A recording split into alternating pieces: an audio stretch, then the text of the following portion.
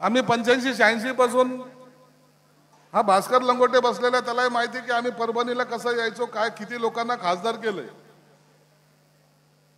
एक खासदार आजही मला माझे खासदार भेटतो, दुसराही खासदार भेटतो, या ठिकाणचा माझे आमदारही भेटतो.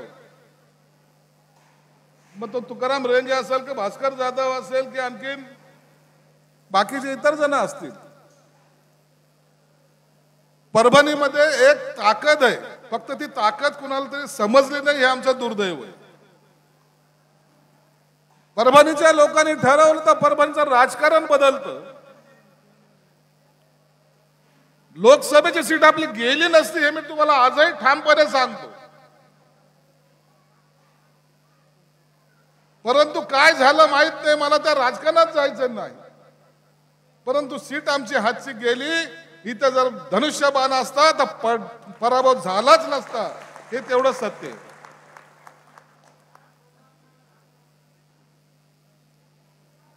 सईदने मला सांगितलं की तुम्ही इकडे या भाऊ. एकनाथ शिंदे साहेबांनी काही पैसे या पाथरीला दिलेले. आता पैसे दिले, सईद आता काम करतो आणि सईदने अपक्ष असून सुद्धा 58,000 मतदान घेतलं. अरे काही काही लोक तर असे आहेत की ज्यांना गावात कुत्रं विचारत नाही, परंतु नेता म्हणून वावरायची सवय. मी आल्यानंतर पाहिलं या सईचं आहे काय भानगड म्हणून. आपण थोडस संजय असल्यामुळे नाव असल्यामुळे थोडस आपलं चौकस बुद्धीने पाहिलं. एकही ठिकाण त्याने सोडलं नाही, सगळ्या ठिकाणी घेऊन गेला त्याने, बराबर जोड जमवली. आणि शेवटी मी जेव्हा चिडलो, अरे सईद मला जायचंय 5 वाजता, मला संभाजीनगरला कार्यक्रम आहे, तर शेवटी कुठे घेऊन गेला माहिती का? साईबाबा मंदिरामध्ये, श्रद्धा और शबुरी. या परभणी जिल्ह्यामध्ये काम करणाऱ्यांचा कमी नाहीये, कार्यकर्त्याची कमी नाही. मी तुमच्या समोर आज मंत्री म्हणून उभा आहे. सईद आयुष्यामध्ये जे संघर्ष येतात त्याला लढायची हिंमत ठेवली पाहिजे. जेव्हा आम्ही उठाव केला, तुम्हाला माहिती आमचा सुरतचा प्रवास, गुवाहाटीचा प्रवास, मजे. परंतु लोक असे म्हणायचे यांनी बंडखोरी केली, आता यांचं काही खरं नाही. काय म्हणायचे, गद्दार, 50 ओके, एकदम ओके. आता ते बोके कुठे गेले तर आम्हालाच कळत नाही. अरे सईद 40 लोक गेलो होतो, त्याच्याबरोबर 10 अपक्ष होते. आज लोकांनी विश्वास ठेवलेला आहे. एकनाथ शिंदे साहेबांसारखा नेता या 24 तास काम करत होता. प्रत्येकाला माहिती एकनाथ शिंदे साहेब रात्री 2 वाजता जा तो भेटतो.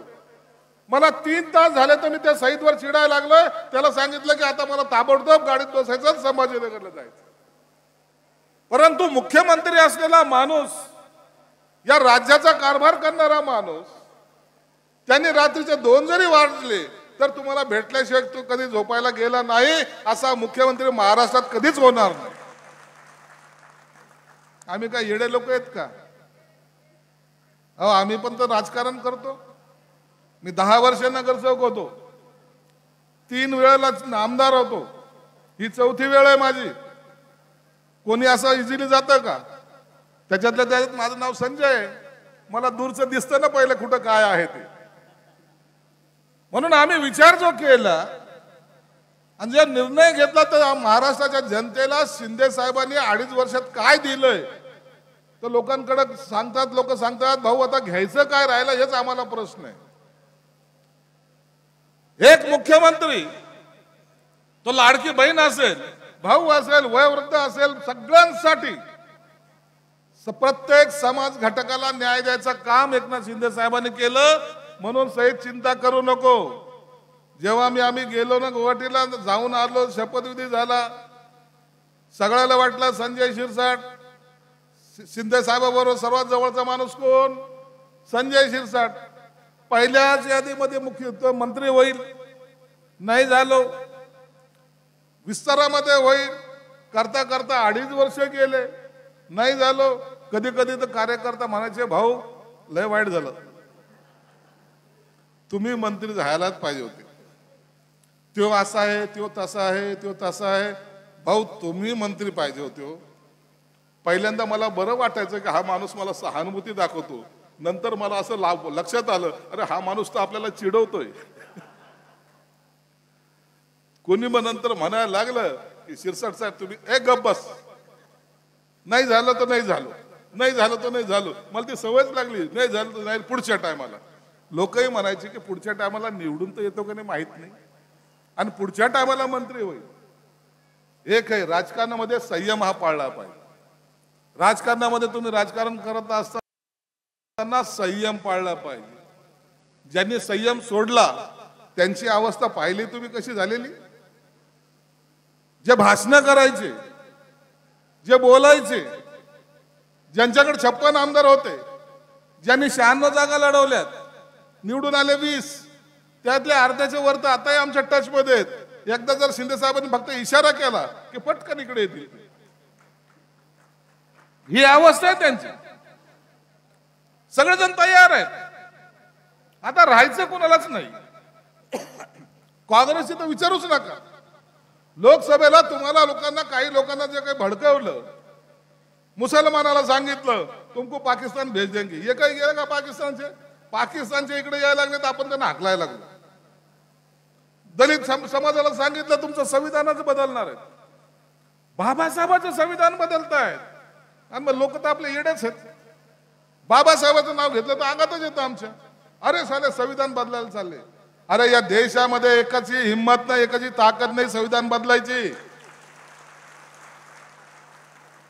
कोणी पंतप्रधान हो, कोणी राष्ट्रपती हो, पण सांगा कुणाला.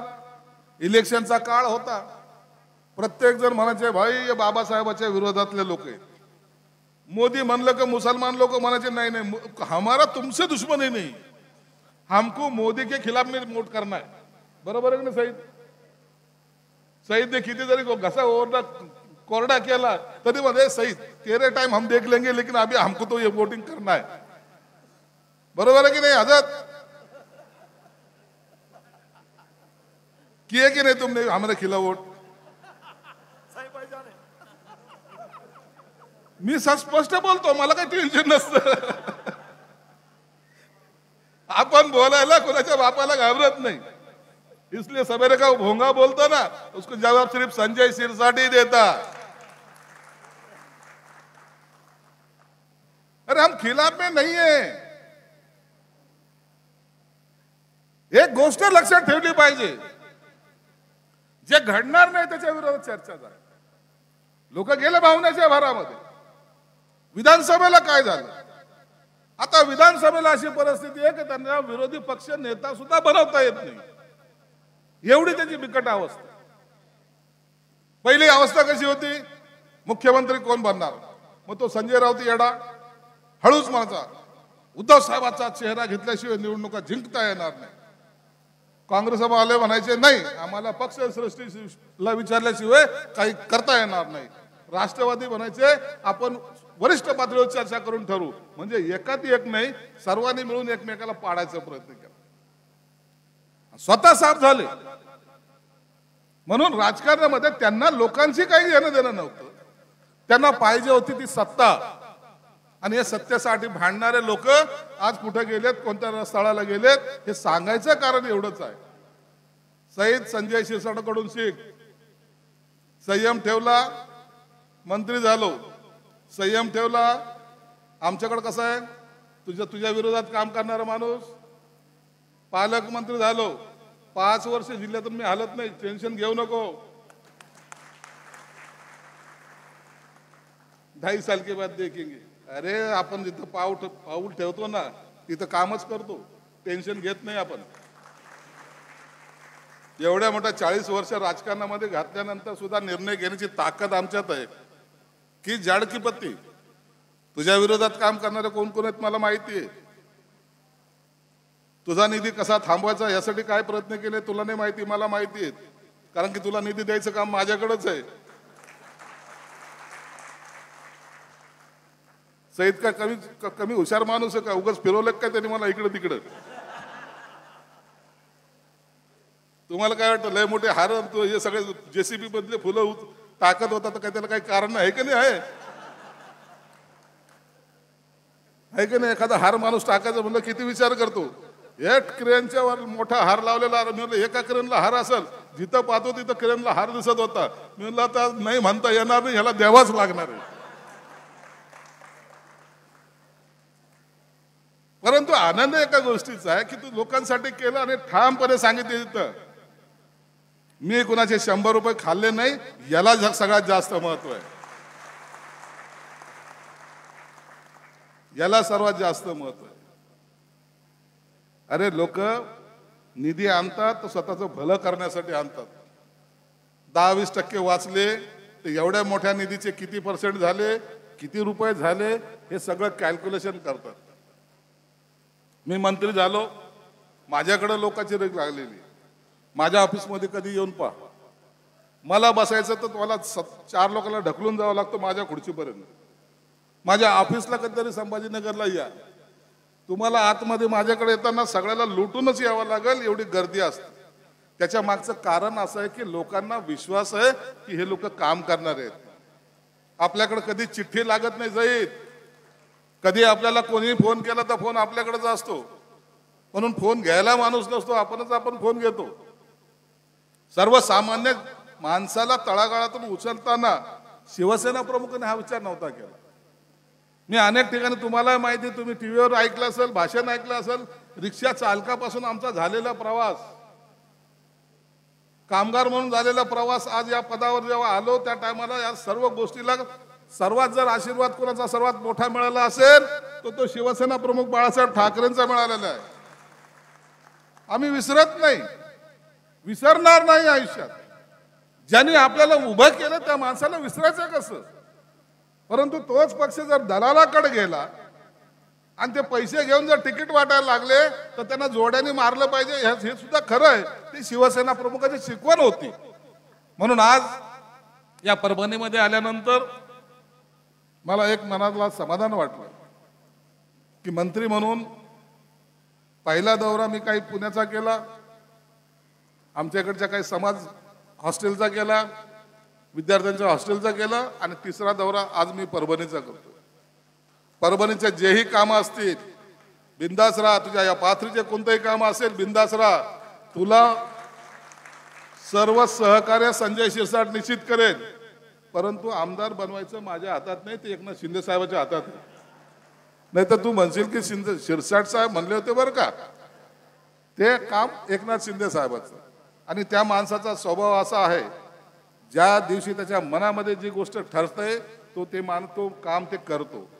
तू पाहिलं असेल लोकसभेमध्ये सुद्धा इतके खासदार निवडून आले, आम्ही म्हणलो साहेब त्या श्रीकांत शिंदेला करा हो मंत्री, त्याने नाही. प्रताप जाधवला मंत्री केलं परंतु स्वतःच्या मुलाला केलं नाही. दुसरीकडे पाहिलं तर बापही मंत्री, मुख्यमंत्री आणि पोरगाही मंत्री, हे सगळं पद्धत आमच्याकडे चालत नाही. म्हणून त्यांच्या मनामध्ये आलं तर तुझं भलं केल्याशिवाय राहणार नाही, एवढं मात्र निश्चित आहे. एकनाथ शिंदे तुम्हाला म्हणतोय, त्या एकनाथ शिंदेने मी साहेब म्हणतोय, चिंता करू नका. जिल्हा परिषद मध्ये आता तुम्ही एवढं चांगलं बोलतात, तुमच्या मुलाचं नाव श्रीकांत आहे, म्हणजे याचा अर्थ तुमचे योग चांगले आहेत, परंतु बाजूच्याला मॅनेज करा. राजकारणामध्ये कोण कुणाचं नसतं बाबा, आम्हाला अनुभव आहे. बाजूच्याला मॅनेज केल्याशिवाय तुमचं काही भलं नाही. म्हणून आतापासून सुरुवात करा. मुद्दाम त्यांच्या घरी जायचं आणि त्यांचा चहा प्यायचा, आपलं काय जातंय? रिलेशन डेव्हलप करा. अरे आम्ही असे खासदार केले होते, बापू कांबळे होता धाराशिवचा, हे सुरेश जाधव म्हणायचा 6 पत्राचं साहेब आपलं घर आहे. 12 पत्राचं का 6 पत्राचं? काय रे भास्कर, किती पत्राचं?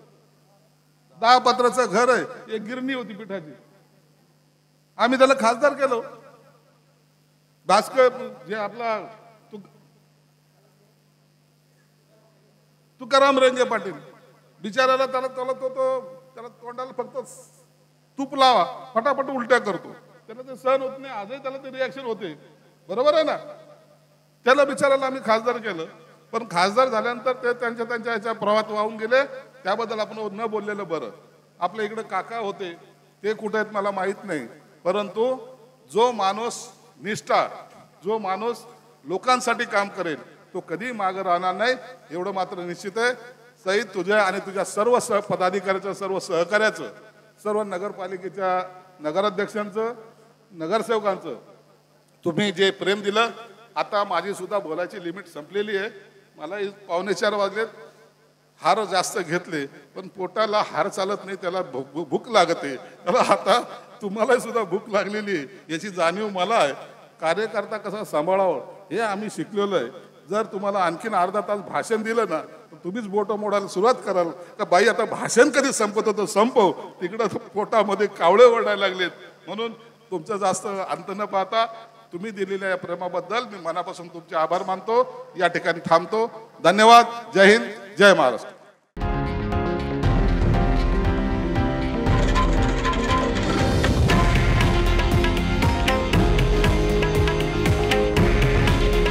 हे आहे देशातील नंबर 1 न्यूज नेटवर्क आणि आपण पाहत आहात TV9 मराठी. काळजी तुमची, हित महाराष्ट्राचं.